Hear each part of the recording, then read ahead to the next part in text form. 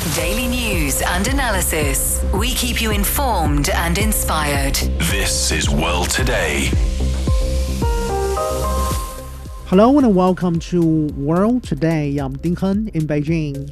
Coming up, the annual Boao Forum for Asia is ongoing. We will talk to a senior UN official about the role of the event in regional governance. China launches the country's long-term care insurance system to alleviate aging challenges. Chinese-developed AI models are leading global weekly token usage. And trade ministers are meeting in Cameroon for critical World Trade Organization reform talks. To listen to this episode again or to catch up on previous episodes, you can download our podcast by searching World Today. First up, the Boao Forum for Asia annual conference is holding a plenary in southern China's Hainan province. Zhao Leji, chairman of the National People's Congress Standing Committee, has delivered a keynote speech at the event, calling for dialogue to resolve conflicts and respect for diversity. Founded in 2001, the forum is committed to promoting regional economic integration and bringing Asian countries closer to their development goals. And a senior United Nations official says the Boao Forum for Asia continues to play a vital role in bringing together governments and businesses to address challenges in trade, investment, and climate action. Armida Salsiah Alisjahbana, Executive Secretary of the UN Economic and Social Commission for the Asia and the Pacific, says the diversity of the Asia-Pacific region, if well managed, can be a source of strength rather than division. Speaking with my colleague Song Ruixin on the sidelines of the forum, she notes that uncertainty is a constant and the priority should be building resilience. Thank you for joining us today, Ms. Alisjahbana. And the forum is mostly about Asia, but also has a global context. If we take a quick look at the agenda, it focuses heavily on economic issues, of course. And then in a time of global uncertainty, what would success look like for this year's forum? Thank you very much for this opportunity. First of all, I would like to congratulate Boao Forum for Asia because for 25 years without any pause, it has successfully convened this meeting annually. So therefore, it is on its own, it's already a success, 25 years. Second, the success factor, I would consider its success that the forum brings together not only government or private sector, but almost everybody, right? And especially leaders of the business sector, which is very important because, again, private sector businesses are the key or the dynamics of the economy of this region to continuously perform, to continuously grow. And at the same time, this forum offers opportunity for the participant to also share the kind of innovation initiatives as well as solutions. Anything, right? From trade, investment, climate action, how to mainstream climate action into investment, more green investment, more green business, what would be the impact, for example, on the challenges, geopolitics on the value chain, because again, this region is hub of the regional value chain and so on and so forth. But again, another success factor is this forum also discusses all this and contribute to a more sustainable development, how to contribute to alleviate poverty, right? And to create more jobs and so on and so forth, but not only for one or two countries, but for countries in Asia. Okay, so in earlier conversations that I had with a UN official and a business leader, they all pointed to digital technologies as their main focus. And I've noticed you have highlighted artificial intelligence and robotics as key drivers of sustainable development. So with China's digital product manufacturing growing by 9.3% and NEV sales accounting for 50% of all new vehicle sales, so how can Hainan's customers closure operations accelerate the transfer of these green technologies to ASEAN markets? Yeah, I think one of what interests me in coming to the Boao Forum, of course, the forum itself, but another reason is the fact that it is being held in Hainan. And Hainan last year, last December, right, announced the Free Trade Port initiatives. So this is something I think is very important, very strategic. And we at ESCAP would like to understand more. What would this be the impact or implication, especially for our region, Asia and also Asia Pacific, for that matter, in terms of its potential on this shipping routes, that's one. Its potential on this logistics, its potential on this industrialization. Because again, what I understand, the concept of Hainan Free Trade Port is not only the port itself, but together with this is the industrialization to support the value added creation and so on, to be then transported to the rest of China, Chinese market. But at the same time, also we understand the region or part of the region, they have various trade agreements, the most prominent of which is RCEP, Regional Comprehensive Economic Partnership, comprises of the ASEAN countries plus four, for their trading partners.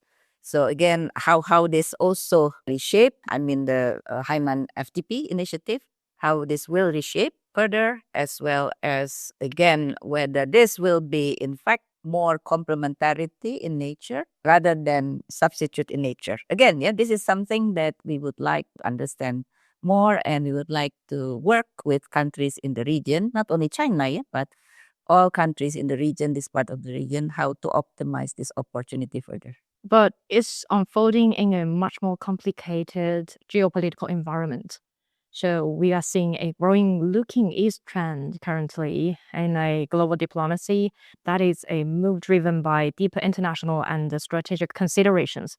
Then how are geopolitical tensions and supply chain shifts affecting this regional integration in Asia Pacific?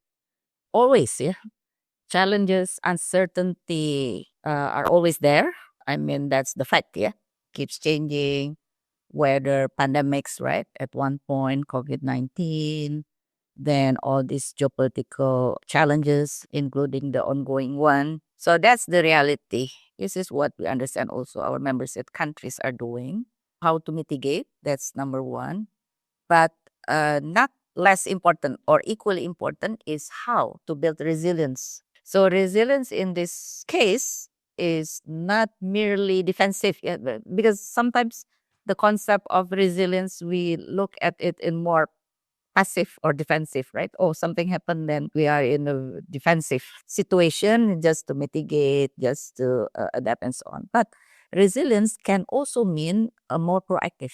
Before anything happened, before a shock, external shock, especially external shock happen, how we already, we meaning the country's member state, already prepared such that when this eventuality happens, that they will not be so much affected.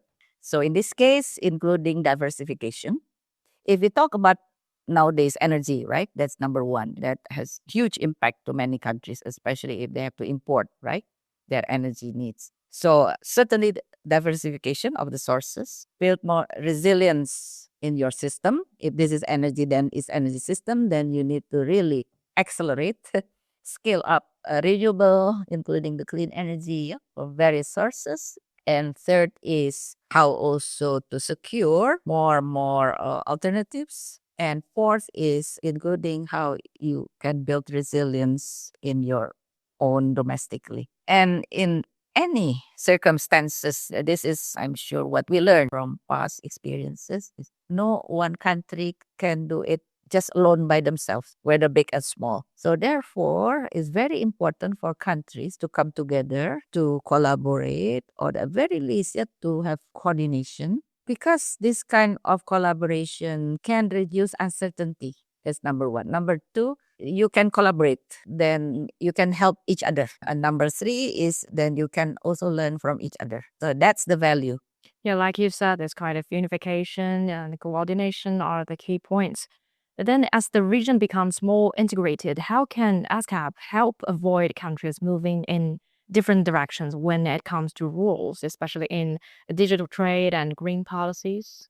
This is again exactly what we've been facilitating countries, as CAP, as a platform, regional commission, for Asia Pacific, of course, the entire Asia Pacific. But in terms of collaboration, in terms of working together or some harmonization, some standardization, we can start by working together among a few countries, or with already certain regional or sub-regional organization. Let me give you one concrete example.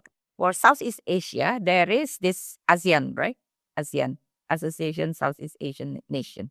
Then for Southeast Asian or with Southeast Asian nation, then we work with ASEAN on a certain priority issues. For example, regarding energy, right? ASEAN has the ASEAN Master Plan on renewable energy connectivity. So we work with ASEAN on sustainable investment. We work with ASEAN on how ASEAN can bring more sustainable investment into ASEAN.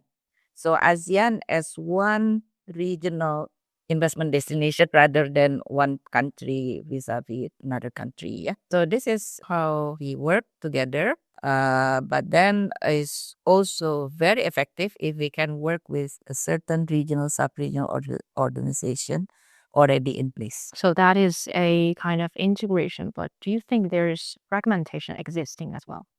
Well, yeah, of course, in our region, Asia Pacific is very huge, right? I don't know, in terms of population, 4.6, 4.8 billion. Very, very big. Aside from huge, big, also very diverse. From Pacific, totally different. Southeast Asia, totally different. South Asia, different. East Asia, different. Central Asia, different. So it's just not possible to standardize everything, to bring everybody into just one one shape, or form. It's just not possible. It's not fragmentation. It's diversity. So diversity, actually, if we manage it well, it can bring strength. It will bring strength rather than fragmentation or issues or problems. That was Armida Salsiah Alisjahbana, Executive Secretary of the UN Economic and Social Commission for Asia and the Pacific, talking with my colleague Song Ruixing. This is World Today. Stay tuned.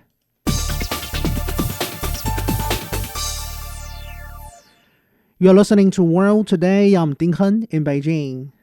China has issued a series of guidelines to accelerate the establishment of a nationwide long-term care insurance system.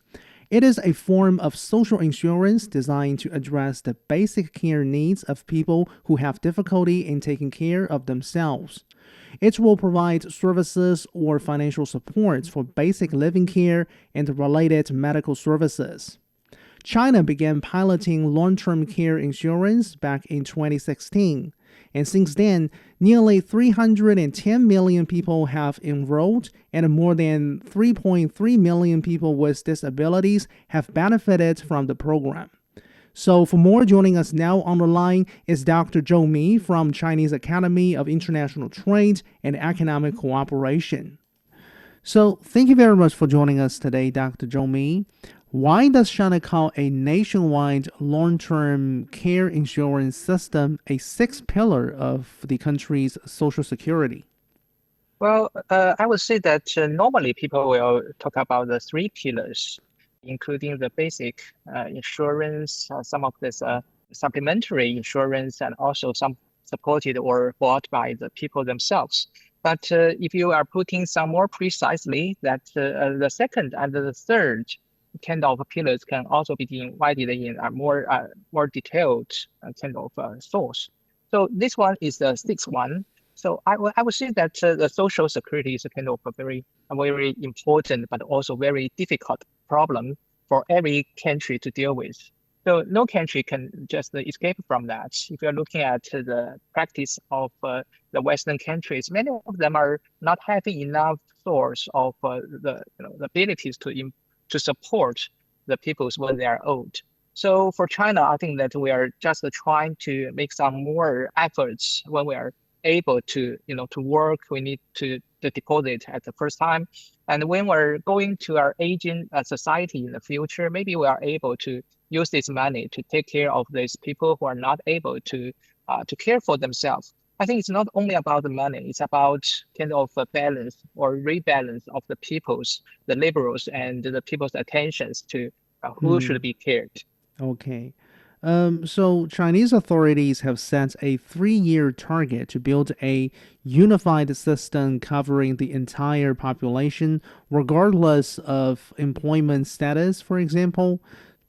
Considering the track record of pilot programs in the past since 2016, do you think the 3-year target is a realistic goal? Yes, it's a very challenging one for me.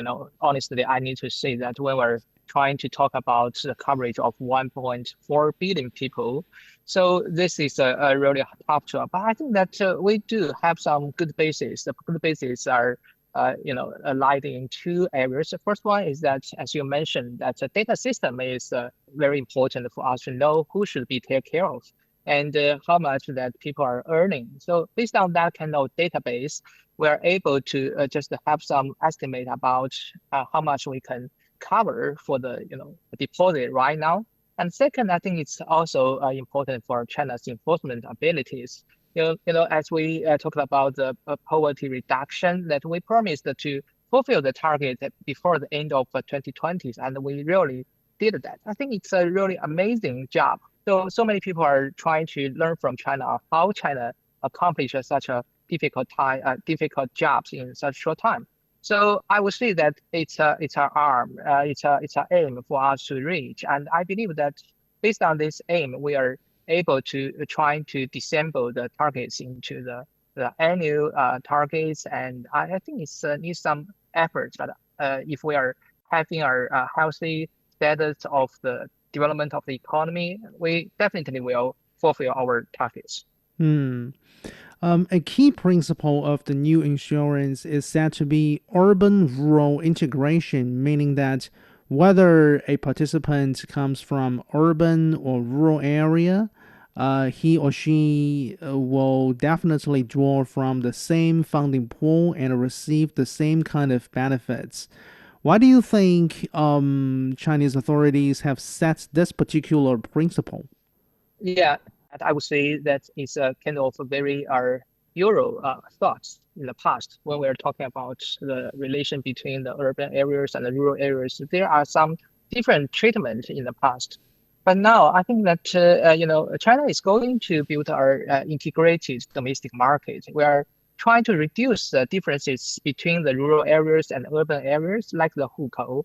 So most of the cities have already done some kind of reform to reduce the barriers or some restrictions for the people to enjoy the social security treatment in the different regions. So in this regard, I don't think these new policies will trying to establish new discriminant policies to do with people from different areas. We want these new policies to be integrated in what we have been doing. And on the other hand, we know that China, the government has sent a very clear signal, and we promised to work hard to benefit all the people, no matter where you come from. So in this regard, I would say if we are going to have a better and higher quality of development, we need to take care of the people wherever they come from. By the way, do you see any potential that the insurance program we're talking about here might end up driving the growth of certain industries or new business models? Certainly, I would think that if you are doing some new things, a lot of industries or sectors will benefit from. First of all, the insurance companies are able to benefit from the innovative policy, and they may design new products, the financial products, to just give the people more choices. So they can use the additional money in the pool to make some investment and have a better abilities to deal with the situation in the market. So it's likely that many companies will try to do these businesses. That is a direct effect. Well, also, I would say that the industries about the nurturings who are helping the aging persons, and also some of this information, artificial intelligence. These companies will also benefit from that because we are really creating some new scenarios. It's not only driven by the demand, but also driven by the capital. They do have some more money to make it more stable and in a longer term of development. Hmm.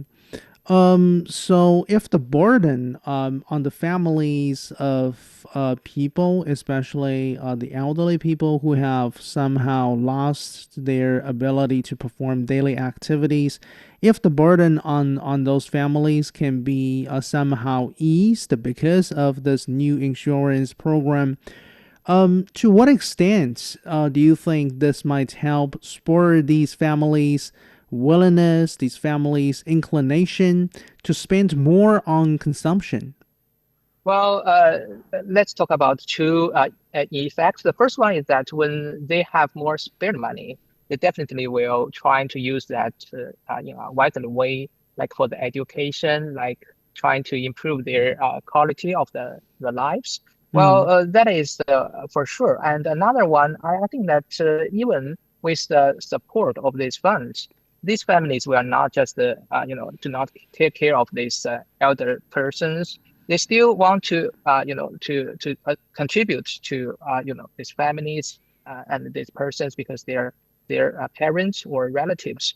So they will create our even larger kind of spillover effects in the products and the services related with the aged caring services. And I think that is another kind of a possible consumption. hmm. Now, in a bigger picture sense, are you confident that China can ultimately successfully cope with the challenges brought about by an aging population? Yeah, it's a really very difficult task, especially when China have baby booms in the 1950s, 1960s. So we have to take care of these times. I think that is the most biggest shock for China's population, the fluctuation of the labors, the balance of the labors. But I would say that China is good at dealing with that very huge problems. So we're not just trying to make the money meet and rebalance in the longer term, but also creating some new kind of liberal support, like the robots, the humanoid robots are also possible for supporting the transfer in a better way. So the aging problems is not just about the supply; they are also about the demand. We are going to not just look it as a burden, but also trying to make it as an opportunity. And we want to share the world with that. If you're looking at some of these agreements between China and Australia, for example, Hmm. we welcome their investment in these areas of social securities and also the abilities to taking care of the elders. I would say there are so many open possibilities for us to deal with this problem in our open mind. Hmm. Opportunities, I mean, turning challenges into opportunities. What kind of resources or input of resources would that transformation require? I think that first of all, that the society should recognize that this is a real important problem. It's not just the problem of the government. It's not only a problem of the family. We Hmm. need to think in it and regard it as important. And second, I would say the government need to have a better information sharing with the society, more transparency about the information of this fund and the use of this capital, and also a better opening up in the certain insurance sectors. In my understanding, the insurance sectors are not so opened in the past because maybe there are even no such kind of insurance. So in the future, we need to do more to do this kind of openness and cope with the world together. And finally, I think that the technology are really important. We need to inject more, efforts to let the people to deal with the situation with a better technology. Thank you very much for joining us. Dr. Zhou Mi joining us from the Chinese Academy of International Trade and Economic Cooperation. You're listening to World Today. We'll be back after a short break.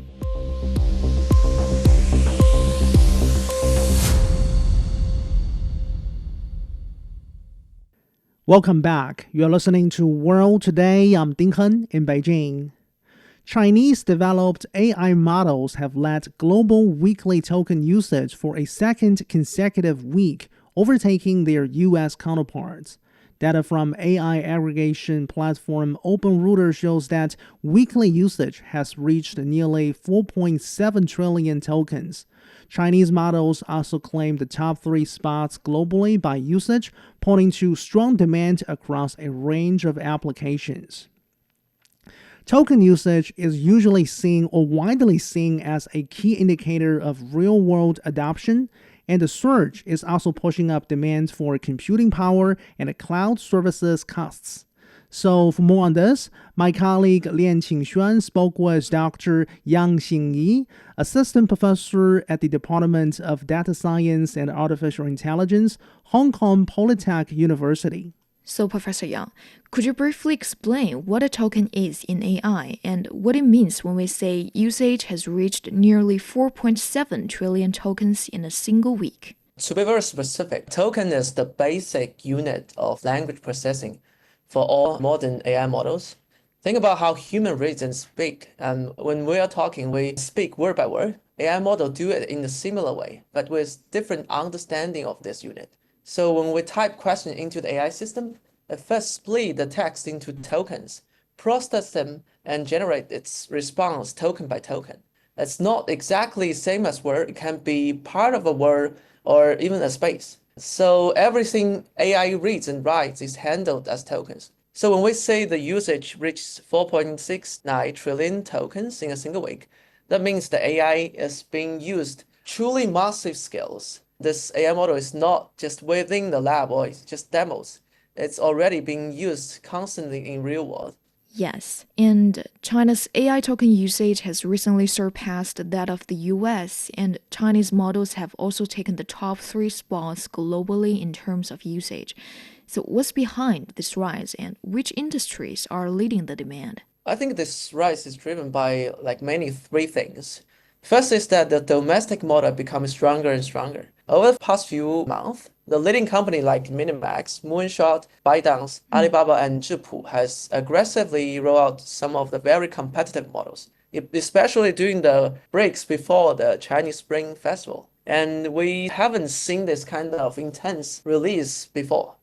After doing some testing, you can definitely see that they can handle a lot of daily scenarios.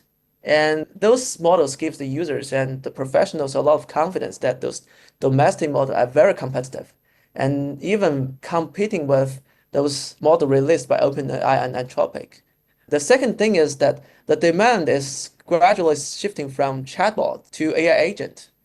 Like a traditional chatbot, many respond to prompt. We ask one question, it gives us an instant answers. But AI agent goes in a different ways. When we ask it to do something, it can search for information, take actions, and complete tasks across different tools and systems. And one example is OpenClaw, which is quite popular recently. And it gives access to local machines and permission to run a lot of things on your own computer. It can send emails, control browsers, or so on and so forth.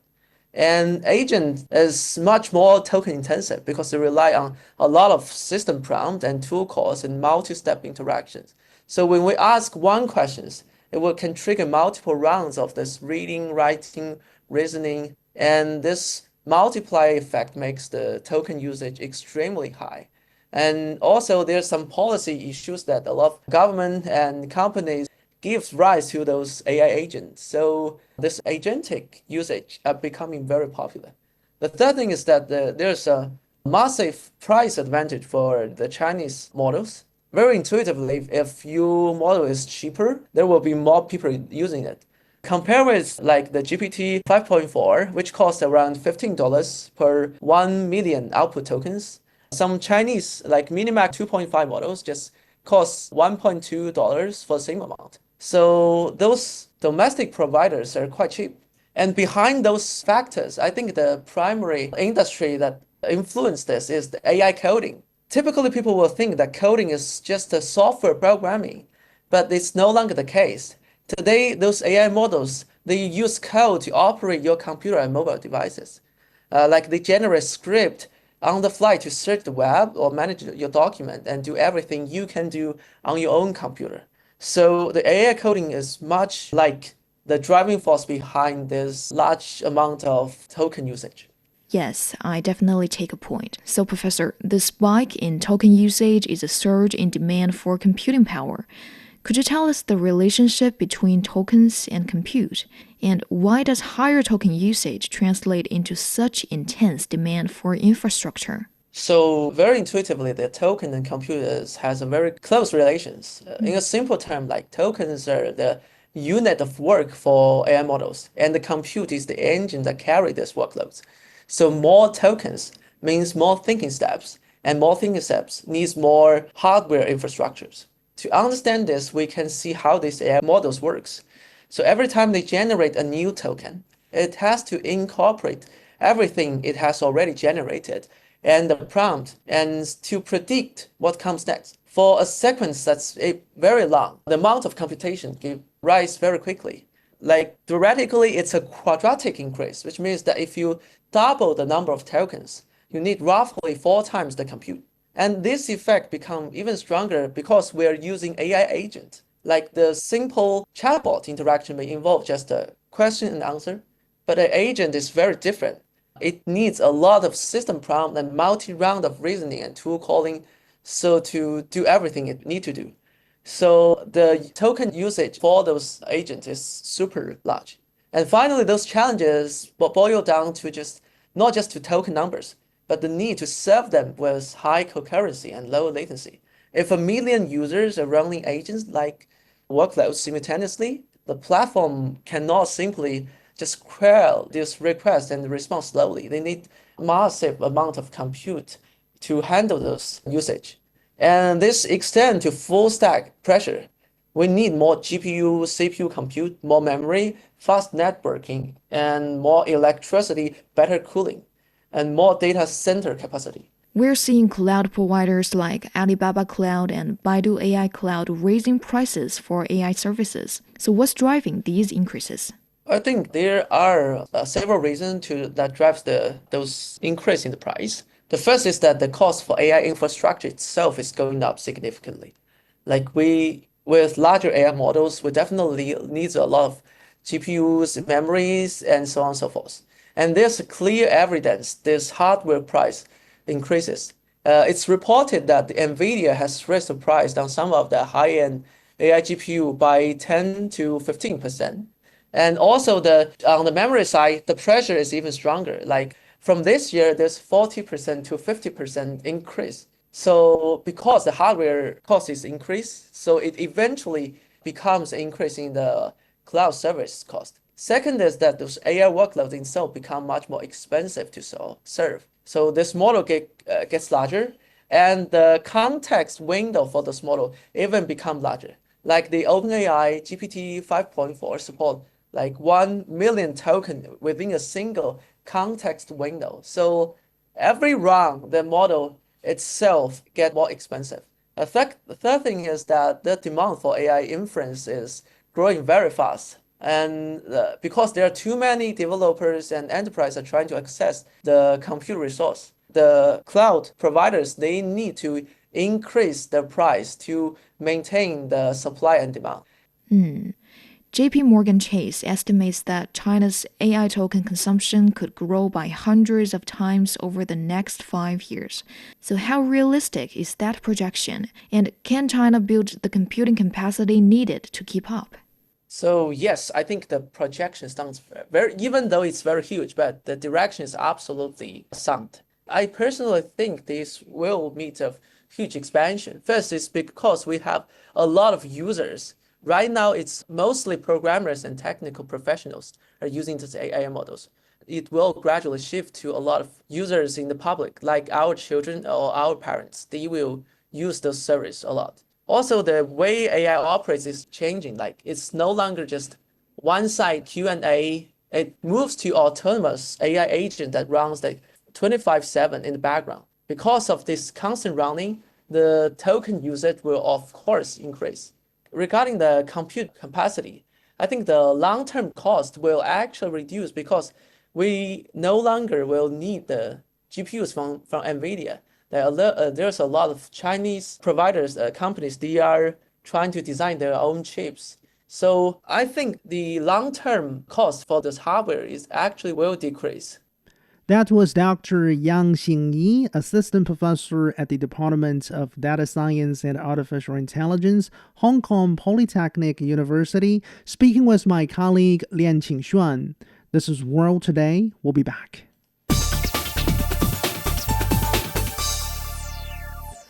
You are listening to World Today. I'm Ding Hen in Beijing.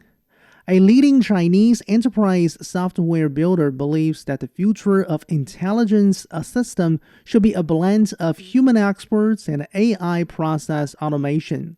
Zhuang Huaixuan, overseas digital intelligence businesses director with Yongyou Group, made a remark on the sidelines of the Boao Forum in Beijing. Speaking with my colleague Gao Yingshi, he argues that China's vast market and deep industrial data gives the country a real edge in terms of AI applications. He has also called on the United States and China to deepen artificial intelligence cooperation for mutual benefit. Let's take a listen. The United States and Chinese AI seems to be heading in increasing different directions. The United States doubling down on scaling general-purpose foundational models, while China is leaning more toward domain-specific models and deep industry integration. What do you think is driving such divergence? That may be similar to other industries. The fundamental breakthrough is made in US, but in China, we really make the largest scale usage for the new technology. I think the major reason is we really have very large-scale marketing. In the market, we can contribute so many different kind of scenario requirements that all needs AI to affect its value. And I think both sides are good. We are approaching to the same target. We are all trying to make AI useful and valuable. For example, in EU, actually, we accumulate 38 years experiments, and we have very rich industrial knowledge. And we will train our model with this knowledge. And that is very hard to replicate for other companies, and especially only by the general usage LLM. China has a massive advantage in application layer data, from manufacturing and logistics to mobile payments. Does this data ecosystem give Chinese AI a structural advantage in certain verticals, even if the United States maintains its lead in foundational research? How to say? I think the old application, we rely on the breakthrough on the fundamental, but we also need application to prove the value from the fundamental breakthrough. I agree that in China, with such a massive market, we really have the full chain of the data from factory to the consumer, and we can contribute countless scenario and requirements that all the place AI can work. But I want to emphasize one thing, that only data advantage does not mean technology leadership directly. We still need other abilities to really make data work with AI together. For example, how to transform high-quality data into the industrial knowledge graph, and also how to maintain a data cycle to contribute more and more good data. That is why we always insist in the enterprise AI, we must build AI with data, or we can say knowledge, and with the process, three factors together in one system, one architect. Could China actually end up ahead in areas that matter most to end users? How to say? We think we will have more and more innovation in the future, just based on our marketing. And finally, I think maybe double win from China and the US will be the perfect result.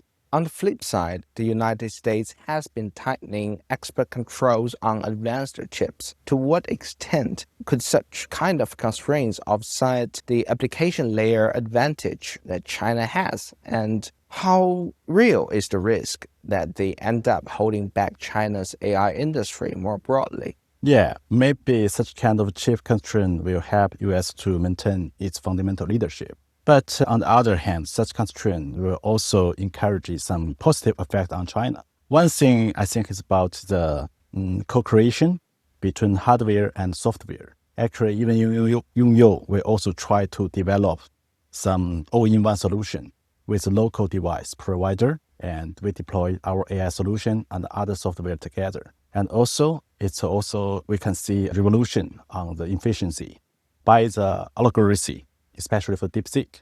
Now you can see more and more small size large language model from maybe 30B to 13B, then to 3 and 4B. And we recently just released our own LLM. Actually, it's a very small size LLM. It's only 4B parameters. That means you can just run it, deploy it on your laptop or even some mobile device. I think that's all prove the positive effect on China based on the chip constraint. So larger not always equals to like more advanced or like more useful. Yeah, we don't think so. And in long run, in the AI race between China and the United States, who's more likely to win? I think we hope to see we leading it together. Double win will be the best. Because as I said, application layer and the fundamental layer just must working together. That can make the technology grow faster and peacefully. Regardless of who's ahead in this race, one thing is for sure that AI is sending shockwaves across this software industry. Sichuan Research recently published a report called the 2028 Global Intelligence Crisis that went viral. The market actually sold off on a Substack post. Their thesis is that AI agents will enable companies to replicate mid-market software as a service or it said SaaS products internally, triggering contract cancellations and a broader economic crisis. As someone who's building software in this environment, do you think that is a real near-term threat or is overstated? I think it's really overstated. So AI can really streamline a lot of process and reduce the redundancy in software. But that doesn't mean the really replacement of the whole business. In the future, I think the intelligent system should be a blend of human experts and AI process automation. How to say, you always try to doing similar things. We upgrade the traditional ERP from just a simple system recorder into a decision maker just by AI's ability. And specifically, we have a local development tool we call Young Builder. You can use it to very quickly to create your own application software. And after using AI, we found the efficiency can be increased by 70 degrees. Yeah, that is very helpful. However, every time when the industrial revolution happens, people always worry about the position, the jobs. But in the future, we will find more and more new jobs, new positions will be created. Just a new generation of software will come.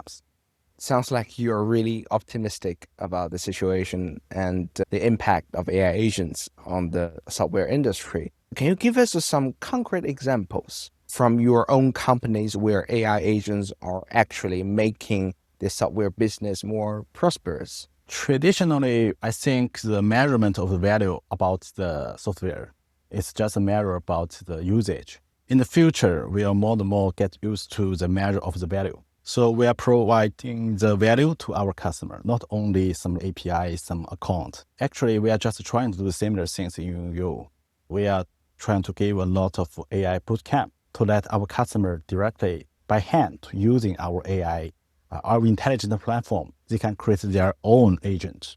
That is why we do not think we are ERP provider. We are BIP provider. The full name is the Business Innovation Platform. We give the platform, maybe our partner, our customer can create their own system on this platform. So just a new business model, but still business. Is there any, maybe you can mention some like cooperation currently undergoing?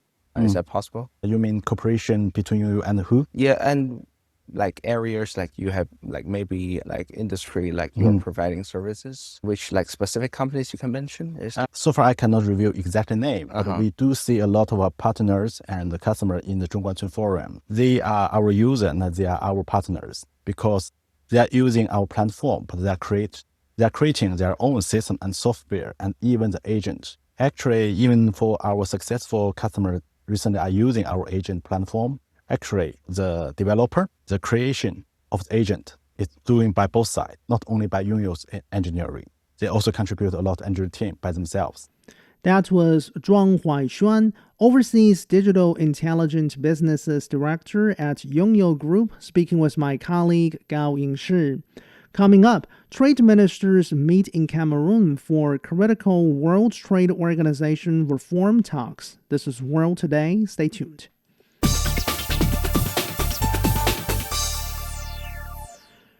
You're listening to World Today. I'm Ding Hen in Beijing. Trade ministers are meeting in Cameroon for key discussions regarding reforming the World Trade Organization. The 4-day meeting comes amid concerns over the impact of the U.S.-Israeli war against Iran on global trade, following a year of tariff turmoil triggered by Washington's weaponization of trade measures. World Trade Organization Director General Ngozi Okonjo-Iweala says the talks might prove to be very, very difficult. The organization's dispute settlement mechanism, for example, has already undergone a 6-year paralysis. So for more, joining us now on the line is Dr. Warwick Powell, adjunct professor with Queensland University of Technology. Thank you very much for joining us, Warwick. It's a pleasure to be with you. So first of all, how does the overall prospect of this meeting of those planned negotiations look like to you? Look, I think it's going to be very difficult to achieve concrete outcomes, particularly if those outcomes require the input and acquiescence of the United States. The United States, I think, has taken a broad view that isn't in the business of being a global trade facilitation and development leader. Quite the reverse. It has taken a very introspective America First approach, which is ultimately, I think, so far we've seen in the last 12 months, actually not even in the United States' own interests, but nonetheless, this is the attitude that the US has brought to the table. So I think the discussions are going to be very difficult, but there are some silver linings nonetheless in the broader trade environment, notwithstanding these difficulties. Now, according to some internal reform documents seen by media outlets, the United States actually supports reforms of the World Trade Organization, but it is resisting a more detailed work plan, let's put it this way. On the other hand, the European Union, Britain, and China as well, these countries or these economies support a detailed plan. How would you view the difference here? Look, there is often a line in politics, which is to concede on matters of principle and kill something at the operational or detailed level. And the game that the United States is playing resembles precisely that approach. Sound like you're committed and interested to reform and change or whatever the particular issue is, but ultimately do not support the ability of those ideas coming into reality. This, unfortunately, I think marks the current state of global politics, where a whole bunch of countries around the world actually recognize that a voluntarily agreed framework, such as the WTO, which parties have taken decades to build, actually is an important institution, and that it needs to be developed on the basis of a commitment to detail. Trade rules isn't general principles per se. Trade rules become real when you get into the weeds, as they say. And unfortunately, I think the United States is showing its hand, which is a bit of a double standard. You know, you can always say that you support reform, but ensure that no reform ever happens. Okay. So if trade ministers from these different important economies leave this gathering held in Cameroon empty-handed, diplomats and some officials are warning that a scenario like that might push WTO members to pursue other options for trade rulemaking. Realistically speaking, Warwick, Do we have other, viable options on the table? Look, there are actually many viable options, and they all exist underneath the broad WTO umbrella. Okay. Over the past few years, many multilateral, bilateral, and plurilateral agreements have been arrived at, and they are all developed within the broad framework of the WTO. I think it's important to remember a couple of things. Firstly, the WTO continues to function, even though there have been difficulties. The United States has clearly gone rogue, but by and large, most other countries in the world, when they engage in trade with each other, continue to do so in ways which are entirely consistent with the rules that they all agreed to subscribe to. The second thing to bear in mind is that the WTO's determinations process, where you can lodge an appeal and then there's a hearing and then there's some findings, all of that actually continues to work. Where it falls apart is if it's disputed, and the fact that the United States over the past 6-7 years has blocked the appointment of appellate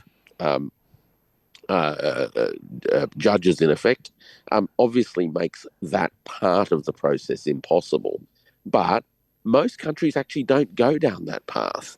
If there are disputes and that there's a determination after investigations and consultations, most countries actually abide by it because countries around the world recognize that the efforts that have been made over the course of the last 8 decades, actually, not just the WTO itself, but prior to that, the GATT, has actually been central to the ability of the businesses and enterprises and organizations in the countries to engage with each other in consistent and fair ways. So let's not throw the baby out with the bathwater just yet. Okay. Adding to this central point in your answer just now, Warwick, I mean, some people disagree with this very idea that the World Trade Organization is no longer relevant. They are pointing to the fact that in 2025, for example, more than 70% of the global trade actually took place under the rules of the World Trade Organization. So can we put it this way, that our existing global trading system is actually more resilient than many people think? Absolutely, because one of the interesting things in 2025 is that whilst at one level there was a very significant challenge made to the system by virtue of America's unilateral imposition of tariffs contrary to the rules and processes of the WTO, global trade actually grew. So what is happening is that businesses across all the countries of the world are engaging in finding new pathways to engage in trade with each other. And if that means a reduced importance of the American economy in global trade, then that's precisely what's happening. So the paradox is, as the Americans have tried to overturn or shake up the global trade regime and the cultures and practices that go with it, I think they've actually inadvertently contributed to the realization across all these countries that these rules are actually important and that these institutions, however problematic they are in many respects, are not ones to be thrown out, but are ones to be worked upon, to be held close, and if need be, to keep protected. Thank you very much, Dr. Warwick Powell, joining us from Queensland University of Technology. That's all the time for this edition of World Today. I'm Ding Han in Beijing. Bye for now.